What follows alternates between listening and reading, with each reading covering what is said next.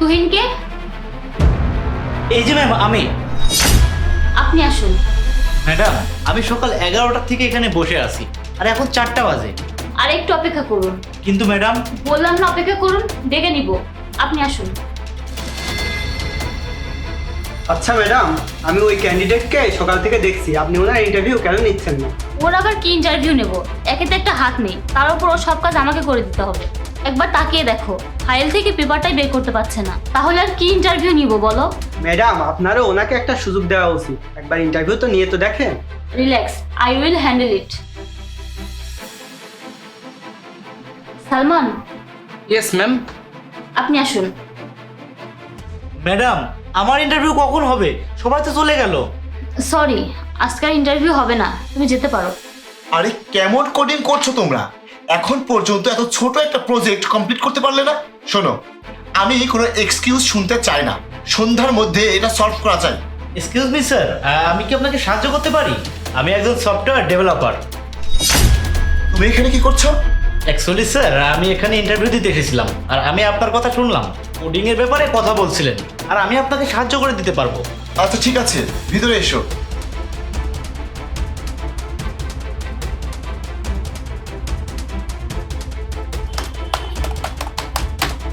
That's it, হয়ে গেছে sir. কি? Wow, I am so Impress.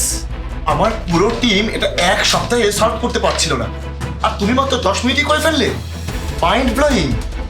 আচ্ছা, তোমার ইন্টারভিউ হয়ে গিয়েছে? না স্যার, সকাল 11টার সময় এখানে এসেছিলাম ইন্টারভিউর জন্য, কিন্তু ম্যানেজার ম্যাম আমার ইন্টারভিউ নেয়নি। অনেক দেরি হয়ে যাচ্ছিল, তাই বাসায় চলে যাচ্ছে। ও আচ্ছা, জাস্ট মিনিট। হ্যালো অপু, একটু আমার ক্যাবিনে এসো।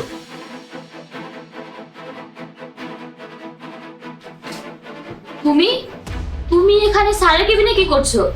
তুমি আমাকে এটা আগে বলো, তুমি এর ইন্টারভিউ কেন নেওনি? স্যার, এই হ্যান্ডিক্যাপ্টের কোডিং কিভাবে করবে, আর এক হাতে টাইপিং বা কিভাবে করবে? Shut up! তুমি ইন্টারভিউ না নিয়েই কিভাবে জাজমেন্ট করে দিতে পারো? আমার সাথে কোনো প্রকার ডিসকাস না করে কমপক্ষে তুমি ওর একবার ইন্টারভিউ নিয়ে দেখতে, না হলে আমার সাথে একবার ডিসকাস করে নিতে। তুমি কি জানো উনি ওনার এক হাত দিয়ে তোমার থেকেও ফাস্ট টাইপিং করেন? এমন মানুষ বারবার ইন্টারভিউর জন্য আসে না। তো এই বিহেভিয়ারের জন্য আমি তোমাকে ফায়ার করে দিই? No sir, I am really sorry. না স্যার, ইটস ওকে।